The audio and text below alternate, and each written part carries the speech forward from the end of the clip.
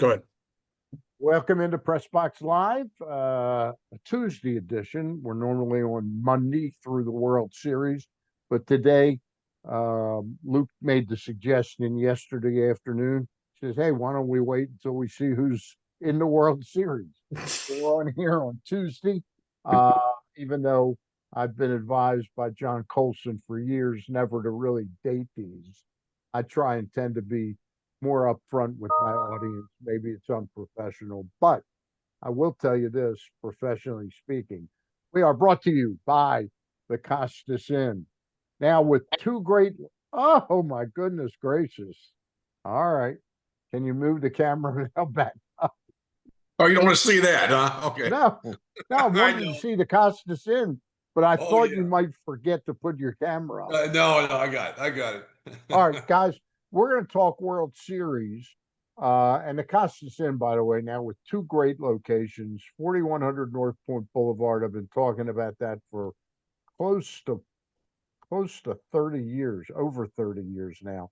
But they've got a new location in the upper grandstand of the inside, but in the upper grandstand of Timonium Racetrack, right next to the OTB. It's a great place, centrally located for so many of you. And we love it. We're having lunch there next week, Luke, right? Yeah, that's true. Yeah, with Bill Ordine. Get the pork chops. I'm going to try them. Ross can join us if he wants. Ross, hey, if you want to fly up, you're welcome. That would be great. I would love that. All right, we're going to talk a little World Series, and Luke, can you move your camera up just a little bit? Like that? Yeah, there you go. Because you were like down, okay. Like, we're going to talk about the World Series, which is now set between the Seattle Mariners and the Los Angeles Dodgers. Then later on in the show, we're going to talk a little bit about this managerial search that's going on. Luke, we do know that one team today has a new manager. That's true. Kurt Suzuki is the new manager of the Los Angeles Angels. And we have to imagine that the Giants should probably be closing in on a manager as well. Tony Vitelli is his name.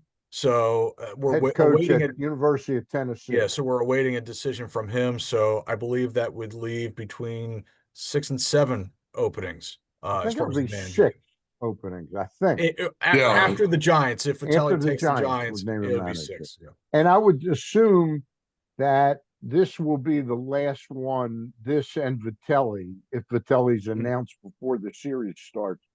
Maybe one other team wants to do it before the series starts.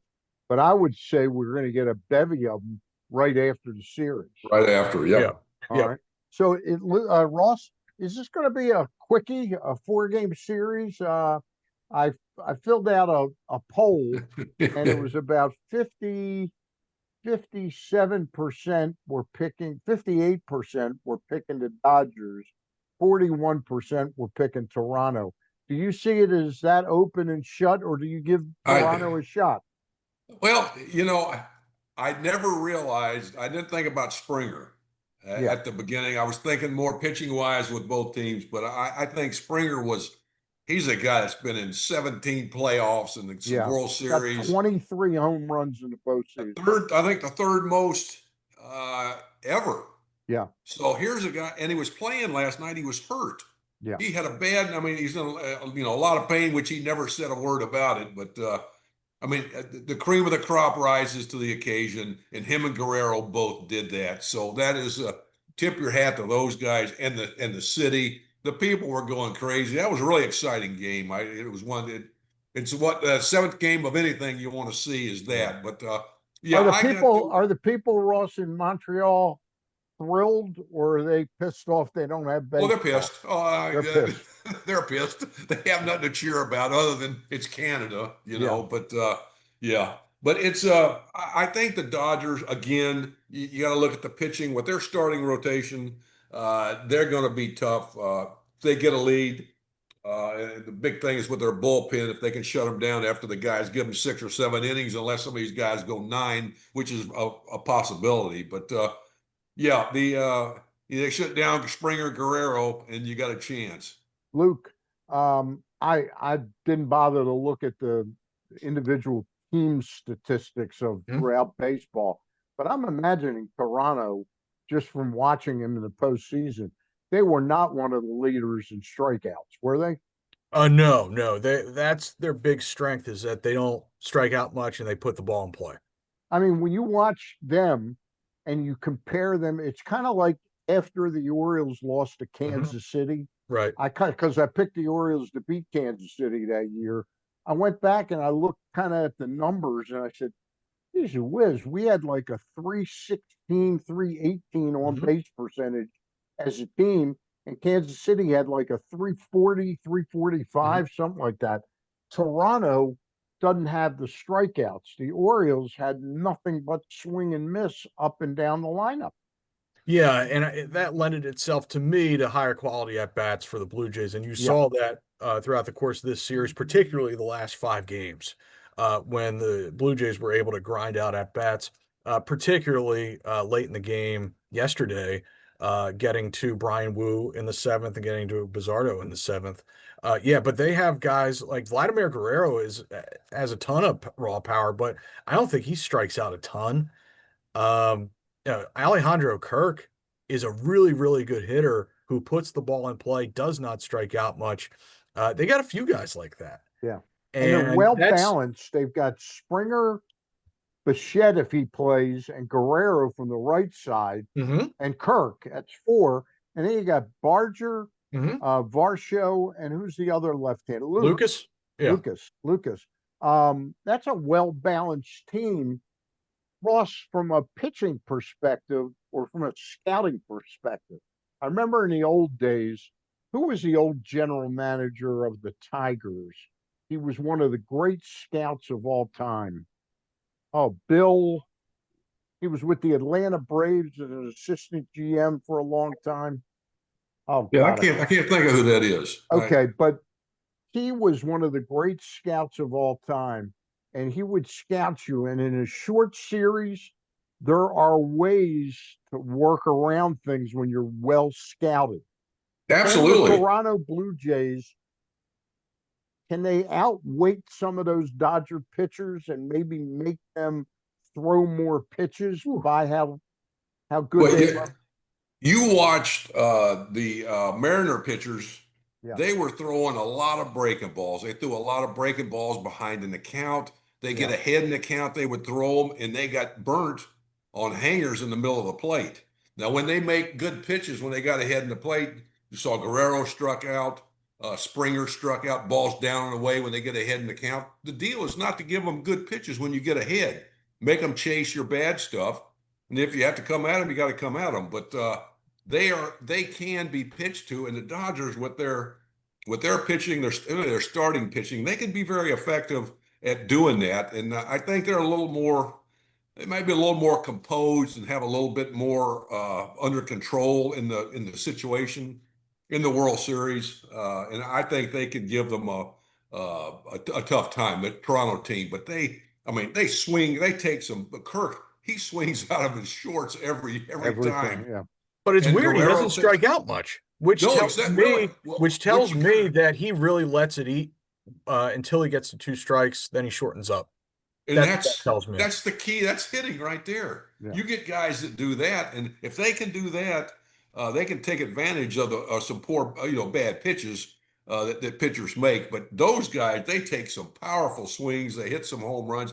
Again, they don't strike out a lot. They put the ball in play. You put the ball in play, especially moving runners over or getting guys in with a runner at third and less than 2 outs. That's huge. I'll Ross, tell you what else can you about lift your Toronto. camera up just a little bit, Ross? I'll tell you what No, else I really yeah, like about Toronto How's is that? how good. deep they are. And even this series without Bichette and really without Santander. Well, Clement has Yep. been Yep. really an incredible player He's for them. destroying left-handed pitching. Yeah, yeah. And so, and they've got a nice balance, like you said, of left and right-handed hitters, and it really goes to that 13th or 14th position player spot. So deep in games, John Schneider can match up really well. Yeah. Well, one thing we know for sure, the Dodgers will not be short on starting pitching in this series. They won't have to go to an opener game with the rest they're getting now. I wouldn't think at 4 deep. Um, it's going to be an interesting. I think it's going to be an interesting series. I root not for a team. I root for a good series, and frankly, I find it more fascinating if the Toronto Blue Jays were able to pull this off or take it to 6 or 7 games. I want it to be entertaining. I don't want That'd be a exciting. sweep. Yeah, You Yeah, want it to be exciting, and I there's think a it's got a chance. chance to be a really good series, and I think it probably helps Toronto that they do get 3 days off. It's Oh not as yeah, much yeah, as the Dodgers have. I think the Dodgers are going to end up having close to a week off, which means that their pitching is going to be as fresh as it can possibly be this time of year. But at least the Jays do get those 3 days. yeah. Uh, what did you think, guys, last night? I thought that the decision, I thought the decision to, I thought Kirby Hmm. needed to pitch one more inning in that game. Totally agree. I thought the And plan should have been 5 for Kirby, 2 for Wu, 2 for Munoz. right. And if the lead had gotten a little bit bigger, say it was 5 to Mhm. 1, Kirby could have gone Yeah, 6. right. But I wanted Wu to pitch 2 really Hmm. powerful innings, but a little bit later in the game, Hmm. you know. I was 100% that agree. his first time? Has he No, pitched he It before? pitched was his one other second. time. It was his second time back, and Yeah. you could tell he was like 85% there. Yeah, he's No, Like not. no, he Ryan, wasn't looked able. He like wasn't able to locate his pitches. No. With any consistency, and that's what I was thinking. Has he pitched very much? And that's kind of you kind of scratch your head. I don't know who He else they missed Luke had. 28 days, I think. yeah, he missed about a month. And the thing was, if you Yeah, saw him in like July, he was awesome this year. Yeah, He was yeah. awesome. And really, I mean, if he were healthy, he might have been their game one starter of the playoffs. no Yeah, question about sure. it. He had No great, question about really it. good numbers. But yeah, I that kind of felt scratched my head to put him in that situation. I felt Uh, well, I knew he was going to get in the game after Kirby, but the Bizardo Springer matchup I just didn't like. And yeah, Springer, one of the things it's fascinating. In the old days, we used to have a Koufax or Gibson or Whitey Ford that right. pitched 8 or 9 innings in the postseason. And then the last 5, 6 years, 10 years maybe, we've noted how dominant these relievers are and how much the game has changed. But in these short series, when you face, I mean, they pitched Louis Varland, what, 10 out of 11 games, Luke? Yes. So everybody starts seeing those guys. Hmm. It's almost like how they don't want the starters to face batters 3 times in a game, Yeah, but it's all right but for the relievers. it's all right for relievers to face them, It 10 seems like times. that they want to change the game to the way they like it, not the way it's worked for 150 years. Right, right, That's right. Yeah, and you're bunting guys over, which you didn't do all season. You're moving guys, you're doing this, you're doing that, and it's going do that all the time. which And team? I already forget, Stan. Which team met on first and second, bottom of the order due, and they bunted them over? Was that Seattle? I think both teams had a Okay, they bunt both in teams this might game. have done that. Yeah, I think both yeah. teams bunted. Okay. In So fact, yeah, in Ross front of mentioned that. It kind of did jogged my they memory. bunt in front of Springer's home run like a Yeah. batter? Oh yeah, yeah. You're right. You're absolutely right. Yeah. But I feel really bad for Seattle. Look, we can do this till the cows come home. That Toronto was without Barrios, who could have made Mhm. somewhat of a difference. But I felt bad that Wu wasn't himself. And in fact, you got to look at the playoffs. Gilbert, Kirby, and Wu didn't do very well, by their team. I I mean, thought, Wu couldn't, yeah, but I thought Kirby was fine yesterday. Like we he was said, very good yesterday. Gilbert after was getting terrible. lit up in game Gilbert was three. terrible. And so I thought that was a good bounce back for George. Would have liked to have seen him gone into the fifth because I think it was 8-9-1 due. So I Yeah. thought maybe you could go batter to batter there. It's going to be tight. It's going to be low scoring. So I understand wanting to be a little aggressive there. It just seemed like they thought they were going to get like 3 innings out of Wu, and I thought that was maybe a little bit too much of an ask there. I don't know.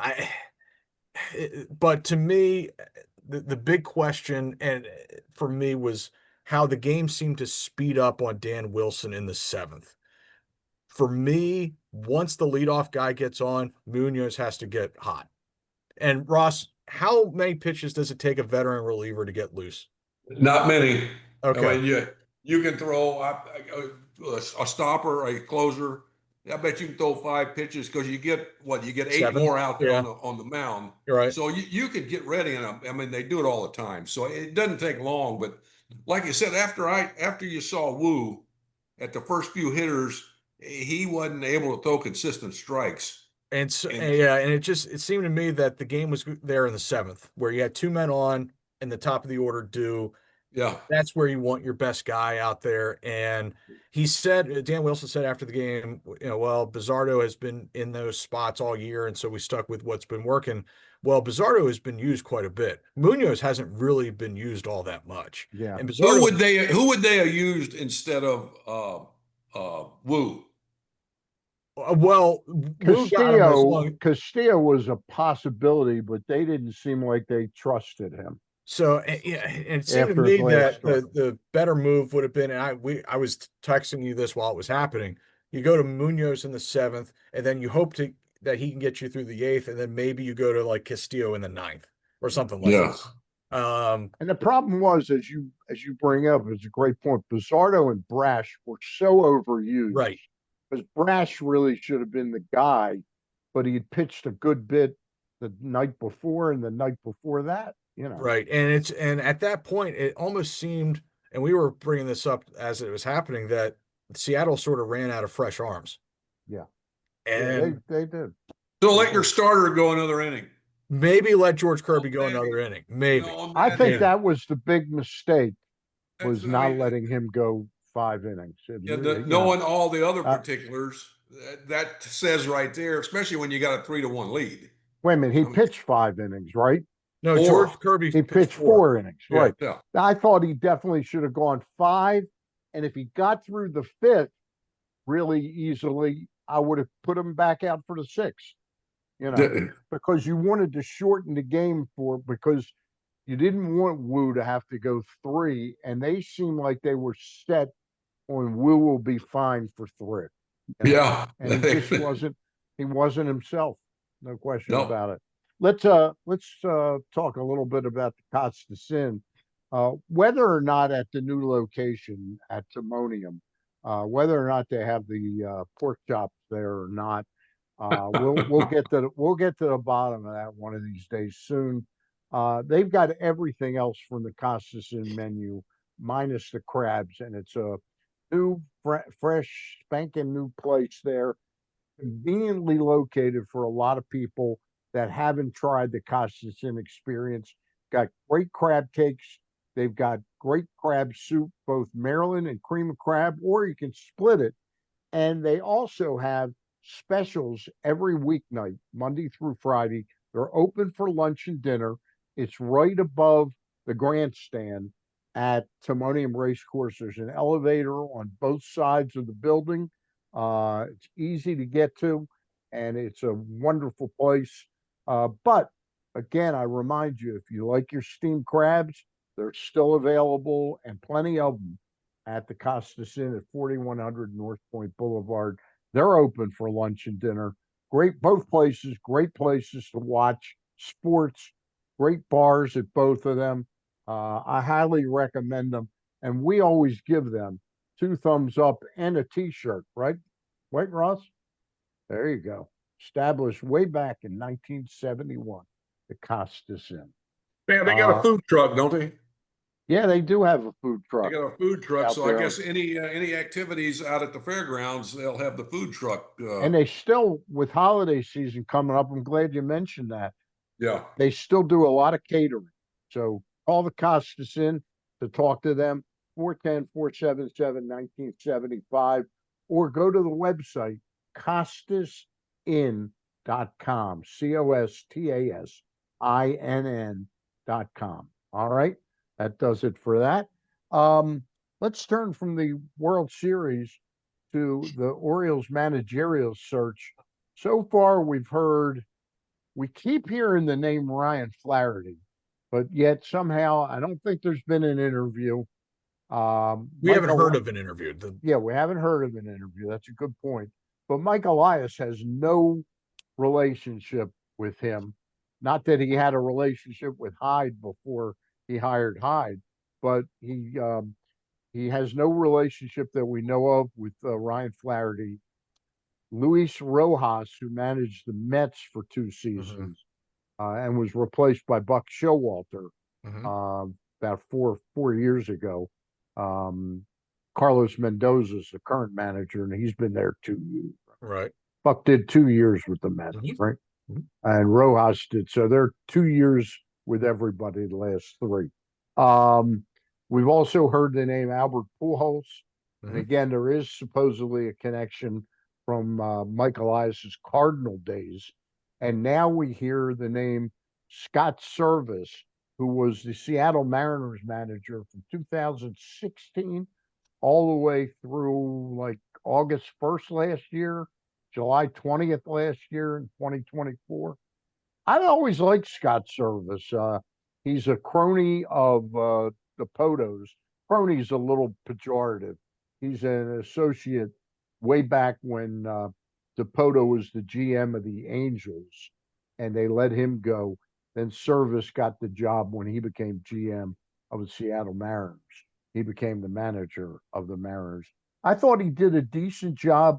They always seemed like they were a couple bullets short. mhm. And this year, when the trading deadline came around, about 3 weeks before, they acquired Josh Naylor, and then um, they got Eugenio Suarez, Mhm. and gave the manager some weapons. And of course, they got a magical season out of Cal Riley and Julio Rodriguez. I won't say he bounced all the way back, but he was pretty darn good. And Rosarino wasn't great, but he was solid. And Polanco had a solid. So Yeah. they had a Yeah. they Yeah. had Yeah, a Rosie nice, came A lot along of things went defensively. right I tell for. you yeah. that. But Luke, what do you think of Scott Service? I don't have any strong opinion. I mean, he's qualified for the job. I mean, he's done it before. No postseason success. He was the manager of Seattle when they had that 18 inning game with Houston. I think that would have been 22 or 23. Not positive. But anyway, he was the manager In the then. playoffs? Yeah. Yeah. Yeah. And and he was in the process of bottoming out his final year there. I think they won in the 60s, Mm-hmm. and that's when they hired Dan Wilson. Yeah.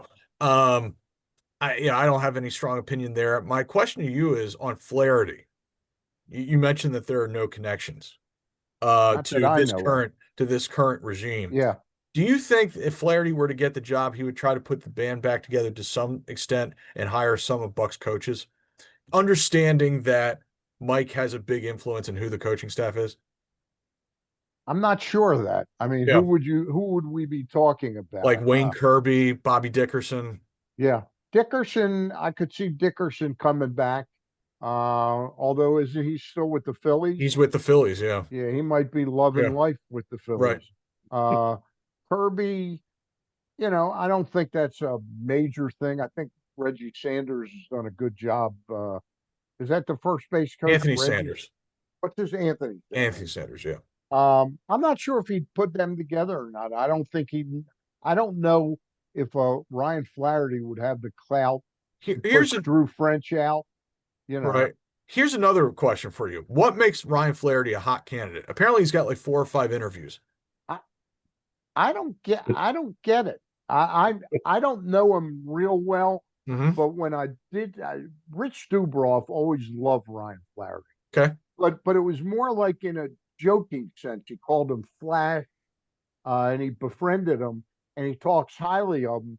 I never sat and talked baseball with him. Now, Rich Okay. travels with the team a lot, not with the team, but he's away in Toronto and Boston and wherever. I'm not. I don't have that access to him. Hmm.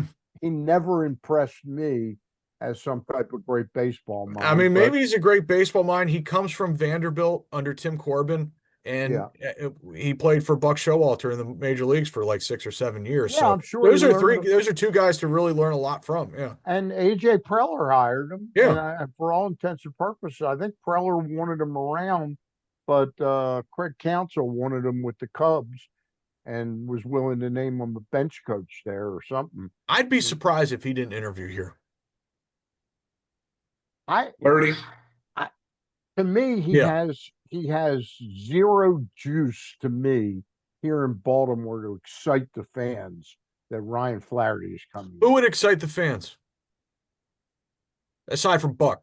It's tricky. I think Buck would definitely excite the fans, and I think there's about zero chance that he That gets happens, yeah. interviewed for the job. I really think you need to get a more with somebody with some experience. Yeah. To surround them with some coaches with some experience. You look at the Dodgers got guys there with experience. Toronto has some guys on the bench Don with experience. How about Mattingly. Donnie Mattingly? Don Mattingly would Perfect. be I a mean, that would perfect why name not? for me. But I you think get Brad. somebody I that think Brad Ausmus. Now he hasn't had as much success even as Don Mattingly, but he's been in the heater now with Aaron Boone the last 3 years up in New York. Here, I got a question for you, Ross. And I don't know if you would have ever been involved in something like this or heard of something like it. So there are 3 days between the ALCS ending and the World Series beginning. Okay. If Don Mattingly got an interview request or the Blue Jays got an interview request for Don Mattingly from, say, the Orioles, could Don do a Zoom interview with Mike and Sig like tomorrow before or the next it day? would not be after the series. Okay. I I think it don't. would be after the series. Again, this is a new territory. They may who knows, but normally you don't do that. Okay. He's got pressing stuff with what he's doing, Right. and he don't want to mix that, get that involved, and taken away from what he has to do now. Because we go through this with every year in the NFL In the head coach NFL hiring. and college, they're always hiring Oh, yeah. Right. coaches. So always. now I don't know what the process is. yeah, I don't think it's a good Okay. idea to do that. Okay. I mean, you got stuff to do. That's the reason that why announce a manager until the series is over. In the Right. NFL, they do it all the time. Right. Where they interview It's a they'll different interview- world in sports now. Yeah. I mean, they might. Who knows what they might do? Mattingly, Brad Ausmus, Bob Melvin. I think Cal likes him. I think Palmer likes him, but I think he's lost a little of the bloom has come off the rose. I would agree with that. His last two Like look at stops Joe haven't. Girardi. After Girardi got let go by the Phillies, Yeah, he's been basically he's doing TV persona work non for the grata. Yankees. Yeah. Yeah, and so I think with Melvin, his last two stops haven't been great. I will say though, the assignment with the Orioles would be more similar to his assignment in Oakland, where he was really, really good and was very, very well respected. Yeah. It would be more similar to his Oakland assignment rather than the San Francisco or San Diego. If they named him the manager of the team, I'd have no problem. No. Service doesn't excite me, but I don't dislike Service. But I come back to all this, and I'm sitting here and I'm going, I like this guy, like Mattingly. I like this guy, but the people he's talking to, Pujols, Ryan Flaherty, and Rojas, I'm saying to myself, this looks like a setup for Tony to get the job because Probably. none of those guys bring more to the plate than Tony Mansolino. Well, yeah, it's I'm weird. sitting here today. I don't think he'll get another managerial job anywhere, but I'm sitting here today saying that, as the season wore on, I liked him more and more. And they tore his team up. They took 7 or 8 players away from him, and he never complained. He made do with what he had. And I'm sitting here. I was a great respecter of Johnny Oates. And he's got a personality. He's very similar to Johnny, and he impressed me when he answers questions. He's not blowing smoke up your ass. He's really just telling you what he thinks, So they ought to get let somebody come in and do the baseball thing in the front office. Make your suggestions, but let the baseball guy do his thing because you got to have that. But with these guys with no, I mean, Suzuki, he no experience coaching or managing anywhere. Oh, guy Well, in the guy with the Giants. he's been Perry Manasian's special assistant for 3 years with Yeah. the Angels. So I mean, they want guys that can be controlled by higher up, and I don't. That's not the. That's why you see, especially a young I'll team like tell the you, Orioles. I'll tell you who'd be a perfect match for Mansolino getting the job is bringing Ron Washington to work with him. Experienced, Uh, heady guy. Health wise, I mean, he'd be more Yeah. of He a. still wants to manage. So Yeah, I think his health situation I is know. could I be a know. problem. It's just like Bochy. I think Bochy is he doesn't. What about my guy that I recommended last Hey, year, you Shane know Turner? what? Shane would be great, He would be but no great one, with no this one's team. going to give him that opportunity, which Nope. is foolish. Yep. But they would rather have somebody that has never done. I mean, Yeah. he's done everything, How and could he you would be. want? How could you honestly want nothing against Luis Rojas? He might be a good baseball guy, but how could you want to talk to Luis Rojas and not have any interest in Shane Turner? No, You know. no. Well, I mean, there's so many guys like that. The Yeah. guy they want a guy from a college, the University of Tennessee, to run the Giants. Yep. Yep. And coming from Posey, and I listened to Posey's interview about letting Melvin go. Right. They said we need to get back to fundamentals. We need to get back to doing a small thing. Really? Well, where does that start? It starts in the minor leagues. Right. And then you go and you got to do it in the big leagues. The things that go on in the big leagues, it's not the players' fault. It's the lack of people training them who has never played the game. How would they know to do some of this stuff? And you're fortunate. Toronto's fortunate to have Mattingly in the dugout and several other guys that were players that played. But Jim Cotton made the greatest. Baseball is the only corporation that doesn't hire former people that worked in it.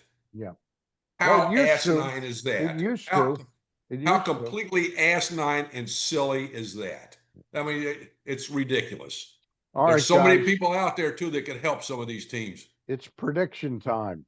Luke, give me the games and who you see winning the World Series. Dodgers in 7. MVP, Mookie Betts. Okay. Ooh, Ross? I like the Dodgers. I've said Dodgers in 6 and Ohtani. I think he kicked it up toward the end, so maybe he'll take it right onto the World Series. I'm going to say the Dodgers in 6, and I'm going to say Blake Snell. It's 2 All right. starts and his. Oh really yeah. All right, guys. It's been a pleasure. We got. It looks like we got one more of these, right? Next Monday. 1 or 2. Yeah, One we or might have two. a wrap up after the. Let's do a wrap up. Okay. All right, and then we'll take off a little time on those. All right, Ross, I'll talk You to got you it. soon, brother. Stay well. Tell Bird we said hello. And Luke, Will I'll do. talk to you over the next couple days. Okay. All right. Hope you've enjoyed it. And what's that John wants me to say? Like this thing, share this thing, and there's one other thing. Like I it. don't know. Like and subscribe. I don't know. Yeah, something like that. Wait a minute. Hold on. I had it here. Nope, I took it down somehow. Like it, share it. I know that. Thanks a lot for tuning in. We'll talk to you next Monday, around 5 o'clock next Monday. Bye for now.